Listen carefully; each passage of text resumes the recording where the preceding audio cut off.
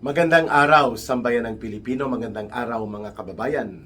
Kasama niyo po ngayon si Ka Eric sa isa na namang episode ng ating Balita at Talakayan. Uy, we are getting closer na sa 100,000 YouTube subscribers. Yay! Maraming salamat sa inyong pagtiwala at pagmamahal at pagsuporta na lumago at lumawak po ang ating Ka Eric Celis YouTube channel at lumawak na rin at sumigla ang ating viewership sa mga videos na atin pong inilalagay o ina-upload at sinishare sa Ka Eric Celis YouTube channel. Utang na loob ko po yan sa inyo at sa ng aking pamilya dahil patuloy kayong nagtitiwala, you share, you promote, and you campaign para lumago at lumaki po ang ating channel. Mga 200 plus na lang, no? Kulang-kulang na lang 250 subscribers, maaabot na po natin ang 100,000 subscribers. And wag niyo pong kalimutan mga kababayan, mayroon po kaming programa ni Ma'am Lorraine Maribadoy. Ang Bigwas ng Agila, magkatandem po kami dyan. Mainit din po na mga political discussions at mga news analysis ang ating isinasagawa dyan. Bigwas ng Agila. Hindi po maampat-ampat ang pagsambulat ng mga kontrobersyal na mga banggaan sa loob po ng Senado. Matapos po na mag-realign ang majority of senators at nagkaroon ng bagong liderato sa Senado, nagsimula po sa controversial na outmaneuver move ni Senator Bato de la Rosa laban kay Kulokoy na si Trillanes at kinamatibag at ng NBI.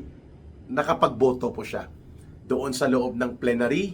Hindi po siya nadampot at nadukot at naipatapon ng illegal ng basta-basta papunta sa ICC detention facility sa Netherlands. And because of that, nag-realign ang numero. There are now 13 senators, 12 are physically present right now, at they have the number of 13. No? At kaya nga kung ako ang tatanungin, dapat ipayagan na ang tinatawag na modified mode of participation sa mga plenary voting, lalo pa kung mayroong pagkakataon po na binibend the law o binabalasubas ang batas ng gobyerno na hindi na kinikilala po ang ating saligang batas, ang Korte Suprema, at basta-basta na lang magpapadampot ng mga senador, lalo pa kung ang mga ito ay nakalinyada sa Duterte political camp. Pero nonetheless, puntahan muna natin po itong unang pagsisiwalat ni Senator Amy Marcos. Pinakita po ang video ng pagpupulong noong April 22 di umano ni Tito Soto nang siya pa ang Senate President. At kasama niya ang Senate Secretary General.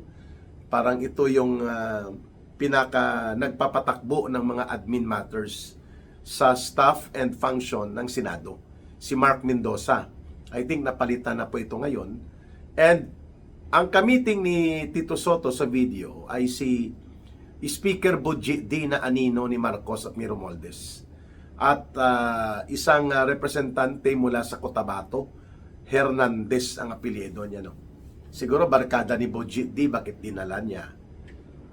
Para mag-witness o kung ano man po ang mapag-uusapan.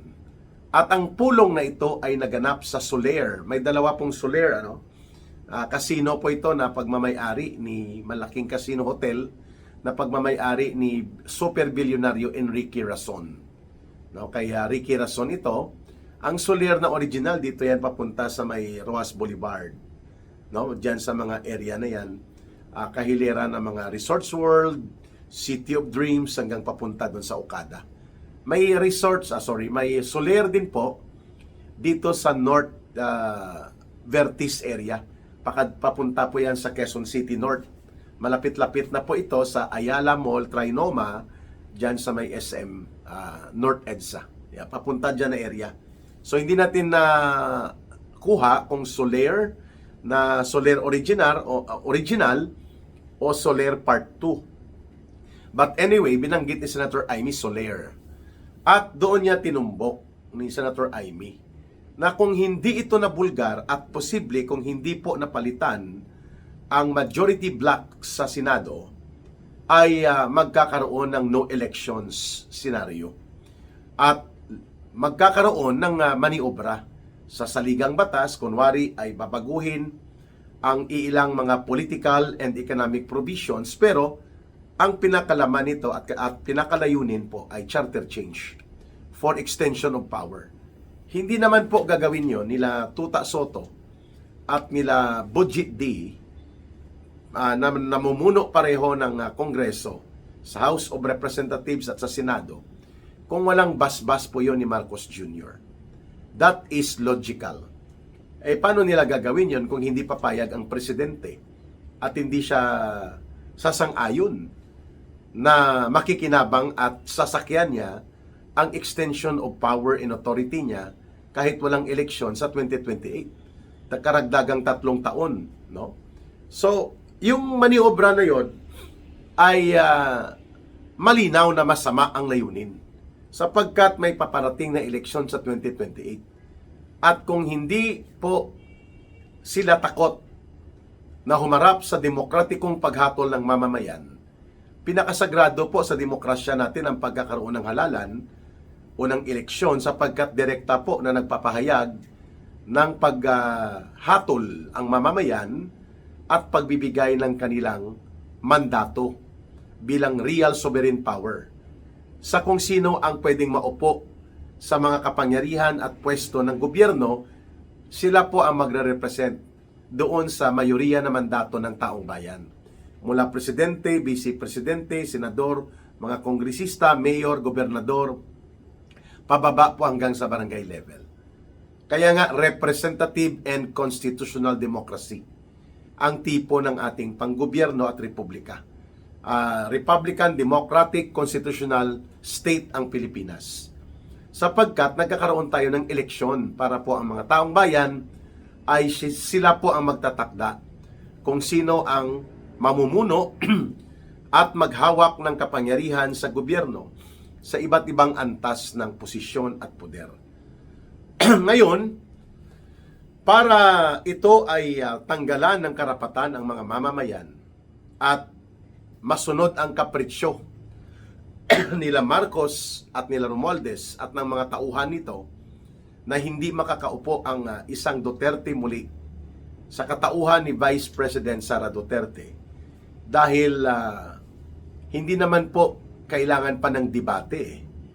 It is already beyond argument that Sara Duterte is a distinct presidential material that shall come out victorious na magtatagumpay sakaling gaganapin ang eleksyon. Front runner po siya at consistent sa lahat ng surveys. Halos nagpapakita po na siya ang pinagkakatiwalaan, si Sara Duterte, at siya din po ang mayroong mataas na approval ratings. Lahat ng survey consistent po, samantalang si Marcos at si Romualdez nalulugmok sa negatibo na mga numero. Below zero ang kanilang trust and approval rating. Si Sara Duterte po tuloy-tuloy na umaangat, tuloy-tuloy po na umaabante. Kaya naman mabigat ang dating ng expose na ito ni Senator Amy Marcos. At nag-react nga ang minority group, no? At naipakita pa nga doon sa video na talagang pinagpaplanuhan nitong mga evil forces na kasabwat ni Marcos at nila Romualdez na manatili sila sa poder, pati po itong video ni Risa Hontivirus kung saan nagbibigay siya ng talumpati. I think mga leaders ng grupo niyang Akbayan, akin na ang bayad. Akbayad, no? Grupo ng Akbayad, no? Ito ay mga hilaw na komunista. Nag-aaktong komunista pero wala silang direktang armadong teroristang grupo sa ngayon. Hindi po sila kasama sa NPA pero kabalahibo sila ng Communist Party of the Philippines. Magkaiba lang po ang kanilang pamamaraan. At kaya nga tinatawag na hilaw na komunista. Ang mga komunista na mga desperado at mga bandido, ito yung CPP, NPA, NDF. At mayroon din silang party list, yung Makabayad at Kamatayan Black nila na Gabriela NPA Lover Party List, Kabataan NPA Recruiter Party List, at ang Alliance of Communist Teachers. Iba po yun, no? Mga bandido at salot na grupo yan sa ilalim po ng kumpas ng Communist Party of the Philippines, New People's Army at NDF. Ito naman pong akbayad ni Hontiveros. Ito naman ang mga hilaw na komunista.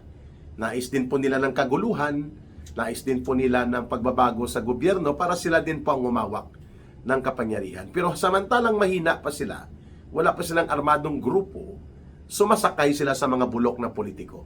Kagaya ng pagiging kainsuka nila sa paghalik sa talampakan at paghimod sa puwet ni Marcos at nila Romualdez na tinatawag nilang mga diktador at mga magnanakaw noong eleksyon ng 2022. Sabi ni Hontiveros, hanggat nandyan pa si Sara Duterte, hindi natin mapipigilan ang muling panunumbalik ng isa pang Duterte sa kapangyarihan, kaya dapat natin siyang tingnan as isa sa pagbabanta sa ating layunin na mawala na talaga ang mga bahid ng Dutertismo o Duterte na pamumuno sa gobyerno. Aba, takot na takot talaga sila sa isang Duterte na pamumuno, lalo na kung ang pag-uusapan ay matapang, matuwid at may pagmamalasakit na panggobyerno at hindi pinaglalaroan ng oligarko at hindi kasabwat ng mga magnanakaw at kurakot na politiko, hindi rin po tameme at tiklop sa terorista at mga kriminal at dorogista. Ayan ang gusto nilang gobyerno kay Marcos kay Romualdez, kasi happy days are here. Nakaw here, nakaw doon, kurakot here, kurakot there. Yun ang gusto ni Hontiveros ng mga gobyerno, di po ba? Ayaw niya kay Sara Duterte dahil hindi sila makaporma kay Digong. So, yan ang tanong ng taong bayan sa kanya. Di kay Marcos ka pala. Ayaw mong kundinahin ang 1.9 trillion pesos na pandarambong na nangyari sa administrasyon ni Marcos at Romualdez. Hinahanap mo si Mary Grace Piatos at ang 125 million pesos na na-liquidate na at naipakita kung saan ito ginamit sa confidential fund projects. Pero tahimik ka sa 1.9 trillion pesos na mga pagsalaula at pangungurakot na nagaganap sa gobyerno ni Marcos at Romualdez dahil nakikinabang ka. Nakikinabang kayo. Ayun. On that note, nais ipatanggal ni Mig Zubiri, ba?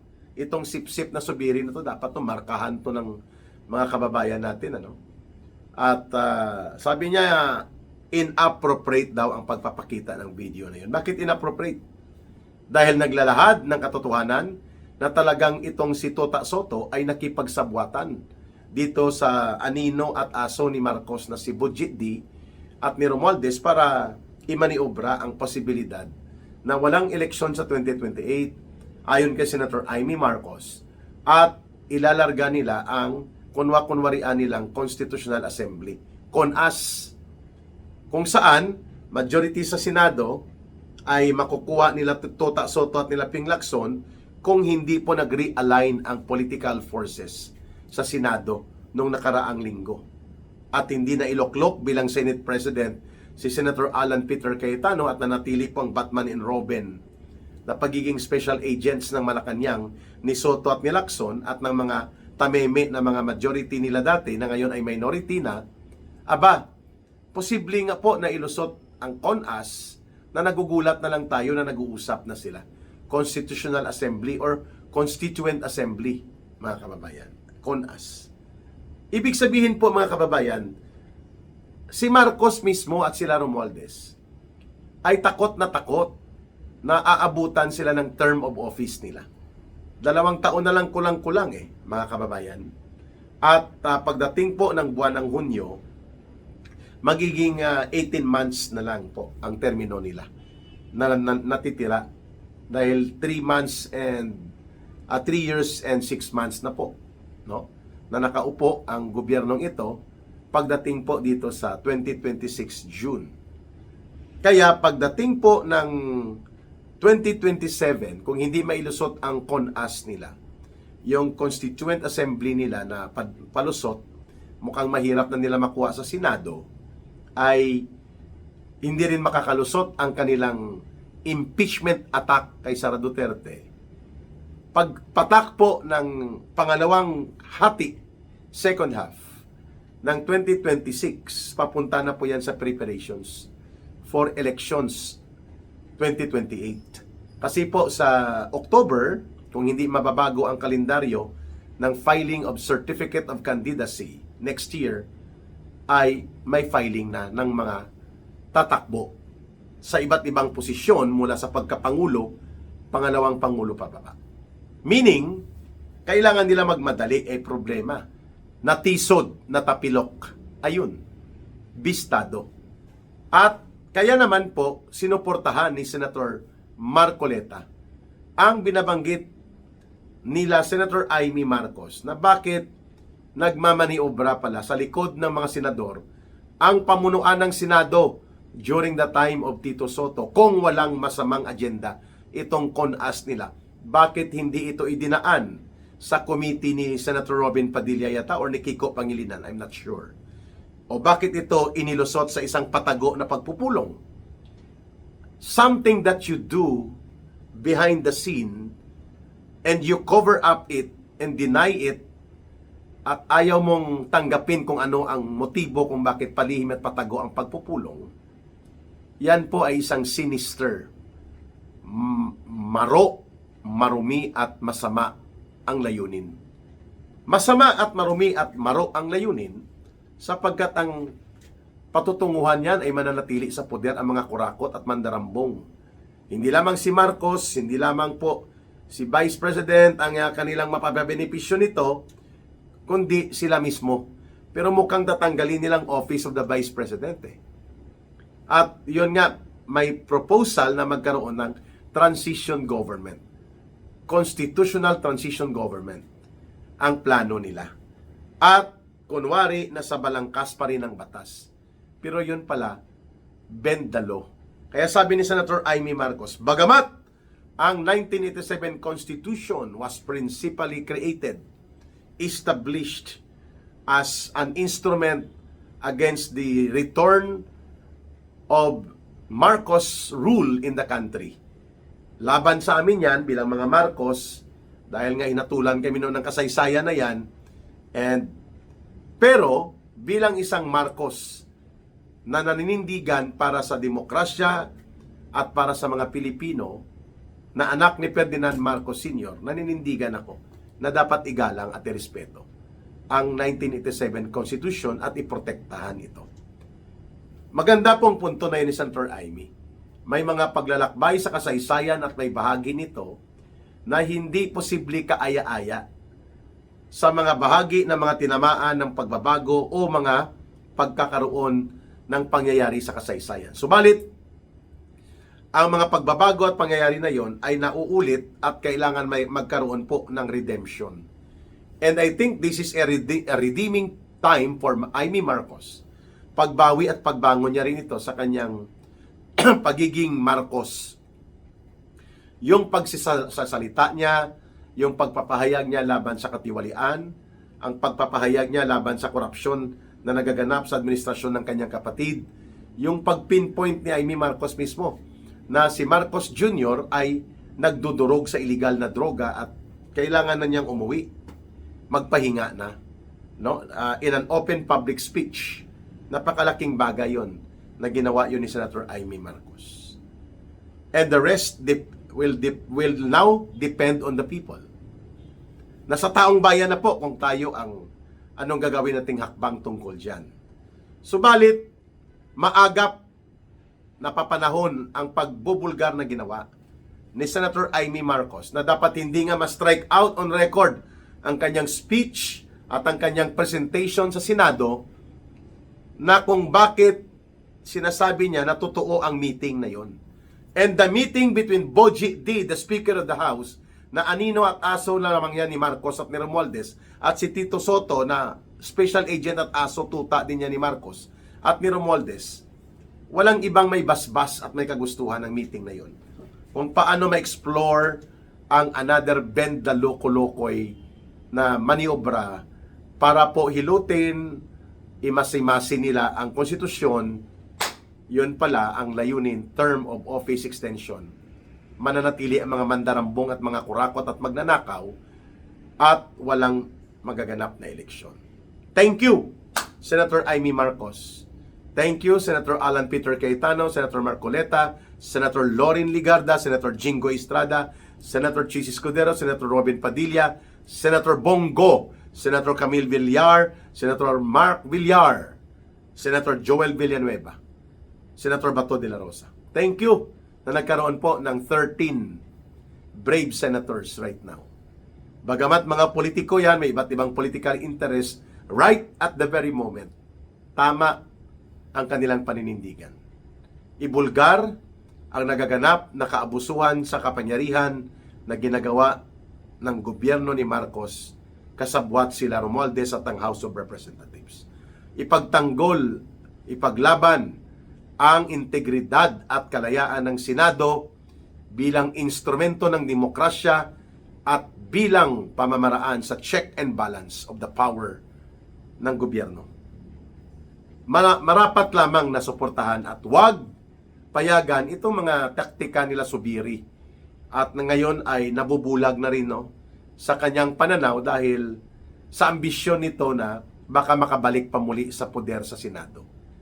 Wow! When ambition and power corrupt you, your character goes with it. Mga kababayan, pag ikaw ay uhaw, sakim, gahaman sa kapangyarihan at poder, nagiging gahaman ka rin sa pera at kayamanan. Kaya kasama po dyan na nabubulok ang iyong pagkatao. Yan ang ibig sabihin. Thank you so much, lalo na kay Senator Amy Marcoleta and Senator, Amy Marcoleta tuloy. Dalawa, Marcos and Marcoleta. Thank you so much, Senator Amy Marcos and Senator Rodante Marcoleta, led by Senator Alan Peter Cayetano. Yung 13 majority, 13 brave senators, nanindigan po kayo sa isang takda at tamang panahon na kailangan ng ating bansa, na may nagtutulak pabalik, may nagtatakwil, at may pumapalag sa mga kaabusuhan, kalapastanganan, kakurakutan, at katarantaduhan ng gobyerno ni Marcos Jr. At yan ang ating kailangan para ipakita sa taong bayan na ang demokrasya at kalayaan, ang katinuan at katuwiran sa isang maayos na gobyerno, hindi lamang po ang mga politiko at gobyerno ng mga opisyal ang may tungkulin na yan ay panatilihin at isulong. Lalo higit pa, sa panahong ito, kailangan nating makilahok, kailangan nating makialam, kailangan nating manindigan bilang mamamayan. And we are very happy that we have senators like Senator Alan Peter Cayetano, Senator Amy Marcos, Senator Dante Marcoleta, and the rest na nasa new majority group ngayon na matapang po na nagsusulong ng pananaw na ito, and the people must do their share. Maraming salamat sa inyong pagsubaybay at mahalin po natin ang bansang Pilipinas. Walang ibang magmamahal nito kundi tayo ring mga Pilipino. Para sa Diyos at sa Pilipinas nating mahal. May God bless everyone, and may Allah will be with those who are Muslim brothers and sisters. Maraming salamat muli. Bye for now. Ito po si Ka Eric. Mabuhay!